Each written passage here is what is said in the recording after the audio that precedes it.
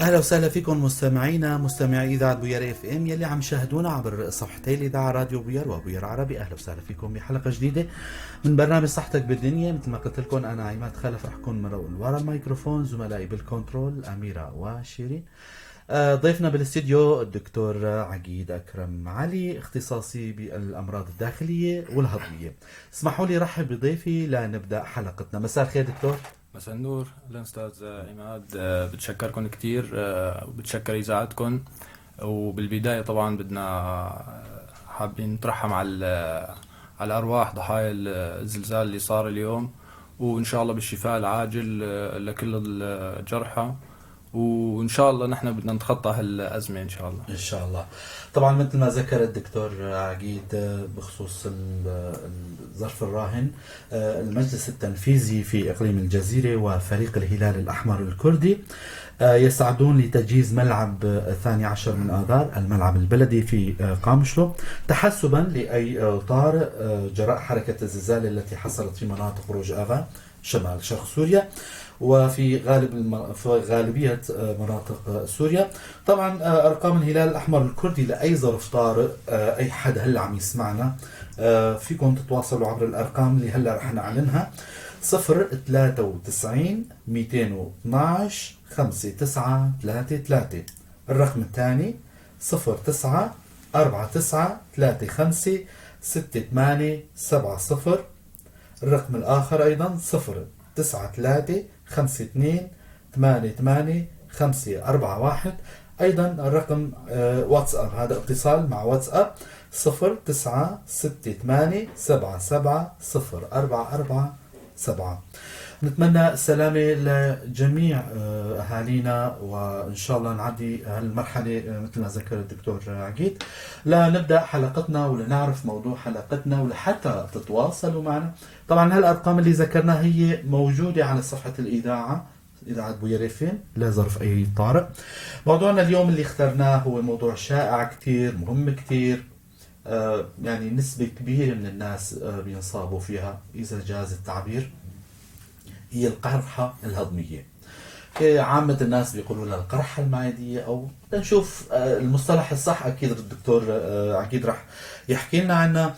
يا ترى شو هي، شو الأسباب، شو الأعراض، شو هي عوامل الخطورة، والعديد من الأسئلة رح نطرحها على ضيفنا الدكتور عقيد مثل ما ذكرنا.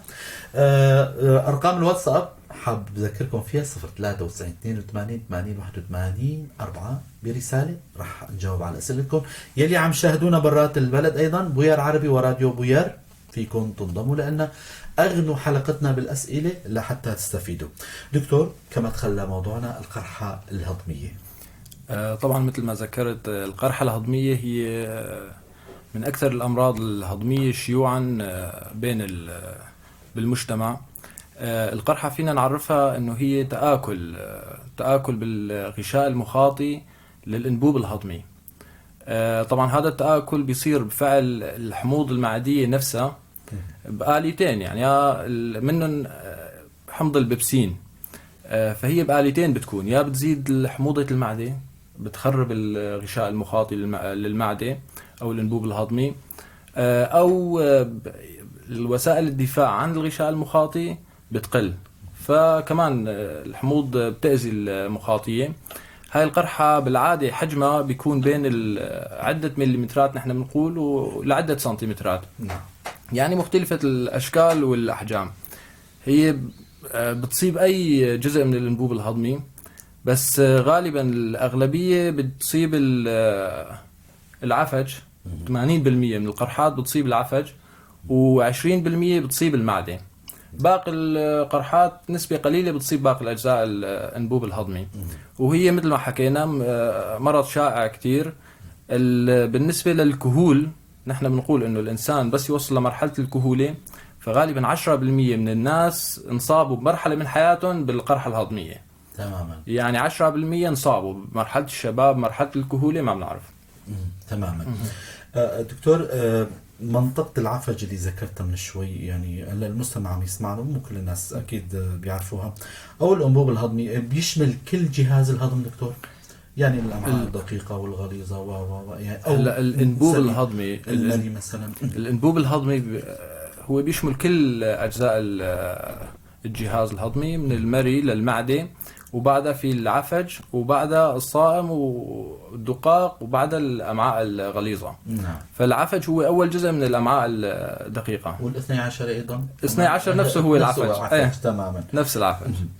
دكتور، هلا المستمع عم يسمعنا لحتى يعرف انه هلا في مصطلحين ايضا عامه الناس بيستخدموه، موضوع الحموضه، يعني لنعمل او المفارقه بيناتهم. يا ترى الاعراض اللي بتبين او بتظهر للمصاب بالقرحه الهضميه شو هن؟ هلا القرحة الهضمية أشيع عرض إلها هي غالبا بيكون الألم. طبعا هذا الألم غالبا بيكون محصور بمنطقة المعدة. بيوصفه المريض إنه ألم فارك، يعني بيجي إنه معدتي عم تفرك علي دكتور، وبيأشر بإيده حتى على المعدة. بس في حالات احتمال يكون بالمراق الأيمن، احتمال يكون هذا الألم بالمراق الأيسر، احتمال يمتد للظهر. هذا أول أشيع عرض. العرض الثاني مثل ما حكيت أعراض القلس. طبعا هاي أعراض القلس بتكون ناتجة عن زيادة حموضة المعدة. تمام. فبيحس بيجي المريض إنه عندي حموضة، عندي مثل سيخ نار خلف القص. تمام. أو تشجع مثلا، يعني تجشؤ كمان، بس التجشؤ غالبا بيكون بسبب أسباب تانية، في له أسباب كتيرة تانية. العرض الثالث الغثيان والإقياء، ما انه كتير شائع بس بيصير غثيان وإقياء. احتمال بيجي بأعراض عامة، يعني تعب وهن عام، بس طبعا بتكون غالبا هاي الأعراض مع القرحات المعدية أكثر. وبالنسبة للألم في شغلة تانية، بالنسبة للألم الناتج عن القرحة فينا نستنتج من الألم بدلنا أنه وين القرحة بتكون. فمثلا القرحة المعدية معروف أنه على الأكل بتزيد، بس أكل الإنسان بتزيد، بينما القرحة العفجية بيرتاح على الأكل وبيزيد على الجوع. يعني بس أكل بيرتاح. طبعا هن عكس بعض. تماما. دكتور، العوامل المسببة لهالحالات هاي شو هن؟ بالنسبة للعوامل المسببة، هلا أشيع شيء وبمناطقنا في سببين للقرحة. أولا الملوية البوابية، الهيليكوباكتر. هي بالعامية بيقولوا جرثومة المعدة. تمام. هذا أشيع سبب، خاصة مناطقنا بالمناطق النامية، قلة النظافة، وهو انتقالها من شخص لشخص. تمام. فهي بتصيب تقريبا 50% من العالم، بس مو كل إصابة بتنتج عنها قرحة هضمية. يعني مو كل واحد انصاب بالملوية البوابية بده يصير معه قرحة. ما له شرط يعني. لا ما له شرط. الأعمار اللي أكثر بينصابوا فيها، بنسمع أحيانا إنه يعني أطباء الأطفال بيعطوا جرعات معينة من الرانتيدين لمرضى أو الأطفال اللي عم يمكسوا بالمشفى. يا ترى بينصابوا أيضا الأطفال الخدج والرضع أو الكهول أو المسنين مثلا؟ طبعا. هلا بالنسبة للأسباب، لسه الأسباب الملتوية البوابية حكيناها إنه احتمال تصيب أي عمر. في أعراض تانية بتترافق معها بتزيد احتمالية القرحة. أما بالنسبة للأسباب الثانية، السبب الثاني مثل ما حكيت أنت العمر. كل ما زاد الإنسان بالعمر احتمالية الإصابة بالقرحة أكثر. التدخين بيزيد احتمالية الإصابة. الشدة، شو ما كانت الشدة، ستريس يعني شدة نفسية، شدة مرضية. مرضى المشافي بتلاقي أغلبيتهم بينصابوا بقرحة. ما عدا ذلك الأمراض المزمنة بشكل عام، القصور التنفسي مثلا، مرضى تشمع الكبد، مرضى قصور الكلية، هدول احتمالية الإصابة بالقرحات الهضمية بتزيد عندهم. مرضى الكانسر، السرطانات كمان ما تسجل يعني. هلا هي الأمراض المزمنة بشكل عام. تمام. السبب الثاني الأشياء بعد الملوية البوابية تجي الأدوية الإنسيدز، مضادات الالتهاب اللاستروئيدية. طبعا هاي الأدوية شائعة كتير بين مرضى المفاصل، مرضى الأسبرين هو من هاي الأدوية. هاي الأدوية كتير بتعملنا قرحات، خاصة بالدول المتقدمة أكثر من دولنا. لانه هنيك عندهم الملويه البوابيه تقريبا اخف من عنا. السبب شو دكتور؟ الصحه. تمام. النظافه والصحه. فهاي الادويه نحن بدنا نذكر شوي منها مشان المتابعين يعرفوا. هي الاسبرين، البروفين، الديكلون، باقي المسكنات اللي بتستعمل خاصه لامراض المفاصل، امراض الجهاز العصبي، كلياتها غالبا بتكون انسيدز. هي مو انه هي اخف حتى بالجرعات الخفيفه احتمال تعمل لنا قرحات، بس في عده عوامل بتزيد احتماليه القرحه. منهم اذا شاركنا 2 من هالادويه. أيوة. يعني مريضنا بياخذ اسبرين وبيجي بياخذ ديكلون او بياخذ بروفين معه، تماما. فهون بيزيد احتماليه القرحه. صح. الاستعمال طويل الامد، أيضا يعني مريض بياخذ على مدى سنين نفس الدواء بينصاب اكثر. الجرعه قد ما كانت الجرعه عاليه بتزيد الاحتماليه. تمام. وكمان اذا شاركناها مع ادويه ثانيه مثل الكورتيزونات، مثل المميعات، كلياتها بتزيد الاحتماليه. دكتور، دائما عامل الوراثه متهم باي مرض ما، مرض القرحه الهضميه ايضا له يلعب دوره؟ بالقرحات الهضميه الوراثه بتلعب دور بالقرحات الخبيثه. كمان في عندنا قرحات هضميه بتكون خبيثه، بالاصل هي بتخفي وراها مرض خبيث. نعم. تظهر على هيئه قرحه بالمعده او بالامعاء او بالكولون. فهون بيلعب العامل الوراثي بيلعب دور كتير. باقي الامراض اللي بتعمل قرحات، داء كرون، في عندنا اورام بالامعاء الدقيقه بتزيد الجاسترين فبتعمل قرحات. وفي نسبه من القرحات الهضميه بتكون مجهوله السبب، يعني ما نعرف سببها. وفي عندنا حتى السل أيضا. حتى مرض السل اذا انصاب الانبوب الهضمي احتمال يتظاهر بس بقرحه فقط. طبعا. رح اذكر مستمعينا للي عم يسمعونا، انتم هلا عم تسمعوا بوير اف ام، برنامج صحتك بالدنيا. ضيفنا بالاستديو الدكتور عقيد اكرم علي، اختصاصي بالامراض الداخليه والهضميه. طبعا حابب اذكركم يلي حابب ينضم لنا يغني حلقتنا، فيكم تتصلوا بالرقم الارضي 429 101، ايضا بالواتساب برساله 093 82 80 81 4. ايضا بالبث المباشر باي رساله فيكم تنضموا لنا بوير عربي وراديو بوير برساله، رح نجاوب على اسئلتكم. طبعا دكتور، اي مرض ما اذا ما تشخص او انهمل من قبل الطبيب، او يعني خلينا نلقي العتب على المريض، اذا ما تشخص وما تعالج ممكن لشو يؤدي المضاعفات؟ مضاعفات القرحات مثل ما ذكرنا، القرحات الخبيثة طبعا إذا ما تشخصت بالوقت المناسب حسب المرحلة السريرية، إذا كانت منتشرة أو ما تشخصت بسرعة، يعني بتوصل لمرحلة إنه ما عاد فينا نساوي لها شيء. وبالمراحل الأولى إذا شخصناها في حلول جراحية كيماوية. أما باقي القرحات أكثر المضاعفات إلى اللي عم نشوفه شائع كتير هو النزف الهضمي. احتمال يجي المريض، يعني في كتير مرضى بيجوا بس بنزف هضمي وما عندهم اعراض، لا الم ولا شيء. نزف هضمي علوي يعني بيراجع، او نزف هضمي علوي او سفلي. هو غالبا هو النزف الهضمي بيشتكي المريض منه انه غالبا يا بيصير عنده اقياء دموي صريح، بيستفرغ دم، او نحن بنقول لها طبيا اقياءات طحو القهوه. اقياءات سوداء، الدم المهضوم بالمعده. نعم. قياء طحو القهوة أو البراز، بيتغير لون البراز للأسود، الفحم. براز زفتي نحن طبيا. نعم. طبعا طبيا نعم. مثل لون الزفت. هاي إحدى هذا أشيع اختلاط للقرحات. الاختلاط الثاني هو الانسقاب. القرحة إذا ما تعالجت احتمال تنسقب على جوف البريتوان وتعمل لنا التهاب بريتوان حاد وبطن جراحي، وهون بتكون حالة إسعافية، يعني بتطلب تداخل جراحي غالبا مباشر. تماما. رح أذكر، تفضل دكتور، رح أذكر مستمعينا ونرجع لك. 429 101 رقمنا الأرضي، فيكم تنضموا لنا. أي حدا حابب يسأل الدكتور عقيد أكرم علي ضيفنا بالاستديو، عم نحكي عن موضوع القرحة الهضمية.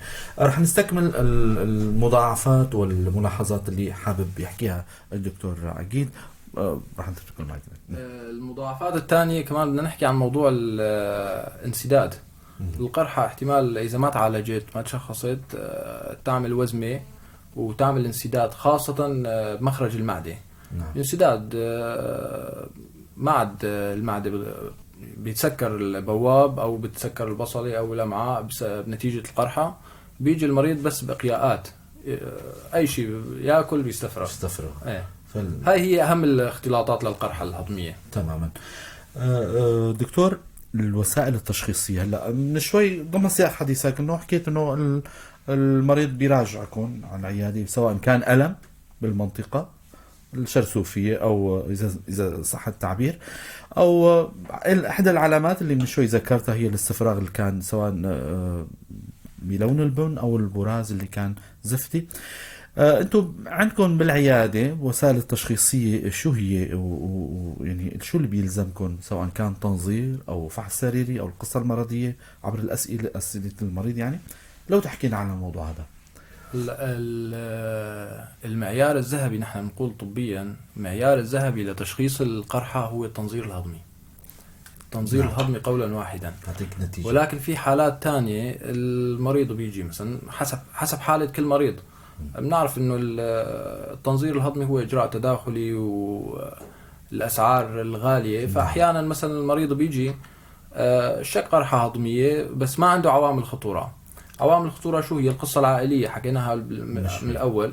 القصة العائلية إنه المريض عنده أقارب عندهم كانسر بالمعدة، كانسر بالأمعاء، نقص الوزن، المريض عم ينزل وزنه كتير بشكل مفاجئ يعني. طبعا. فقر الدم أيضا، النزف الهضمي، الإقياءات الشديدة المتكررة المعندة، يعني هدول كلهم عوامل خطورة نحن بنقولهم.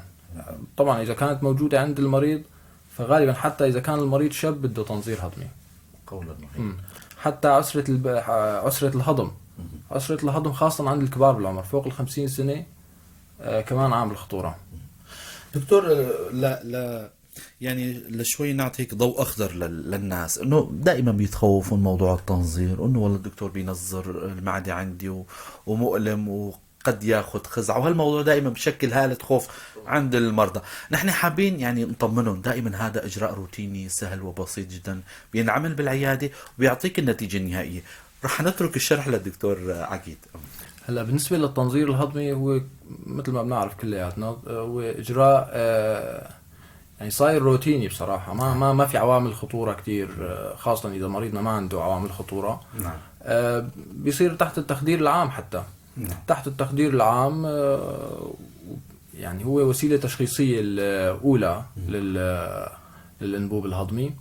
بينما إذا كان المريض عنده عوامل خطورة للتخدير فبيصير على بدون تخدير.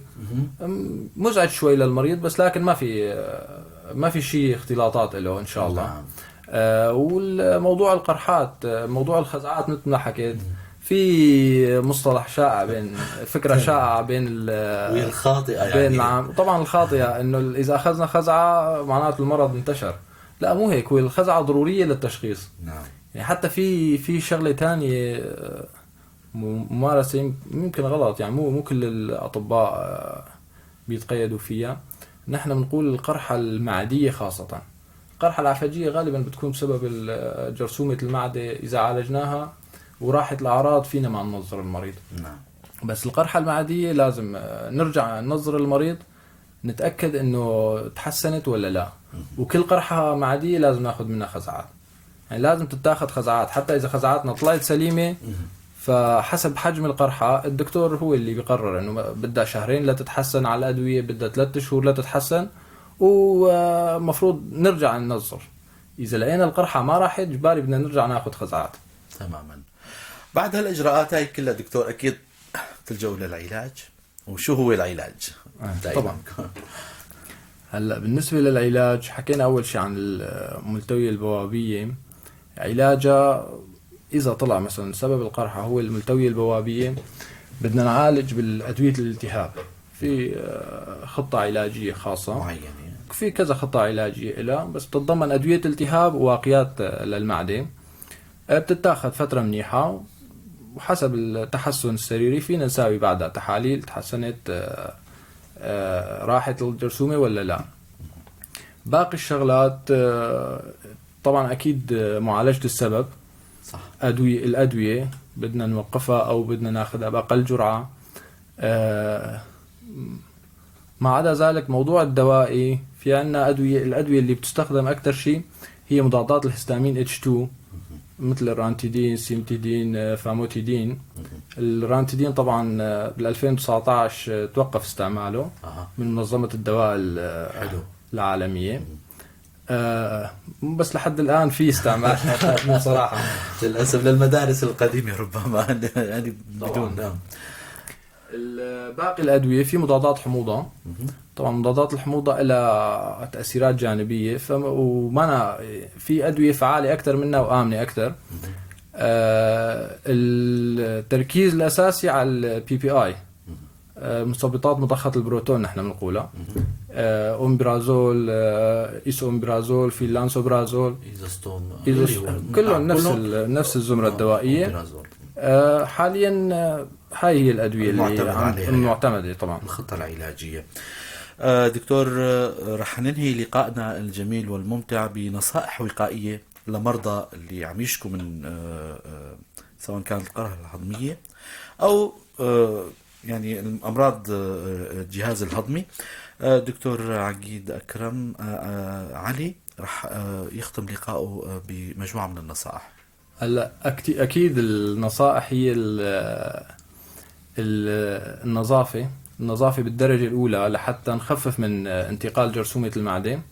النصائح الثانية الابتعاد عن التدخين، ابتعاد عن الكحول. هو الكحول ما هو سبب أساسي للقرحة، ولكن بسبب التهابات معدة، مؤهب لالتهابات المعدة أكثر من القرحات. والشغلات الثانية مثل ما حكيناها، المريض ما يتأخر. نعم. لأنه أحيانا في فترة ذهبية لتشخيص المرض، إذا تأخرنا بعد هالفترة للأسف بنوصل لطريق مسدود، يعني ما عاد فينا نساوي شيء. صح.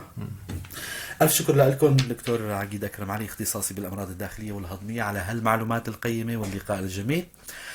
شكرا لحسن استماعكم ومشاهدتكم ومتابعتكم لنا مستمعينا ومتابعي إذاعة بوير اف ام. مثل ما ذكرنا ببداية الحلقة، أيضا بننهي حلقتنا بهالخبر هذا، أنه المجلس التنفيذي في إقليم الجزيرة وفريق الهلال الأحمر الكردي عم يستعدوا لتجهيز ملعب 12 من آذار الملعب البلدي في مدينة قامشلو تحسبا لأي طارئ. طبعا الأرقام من شوي ذكرناها ورح نعيد نذكرها لنختم حلقتنا: 093 212 5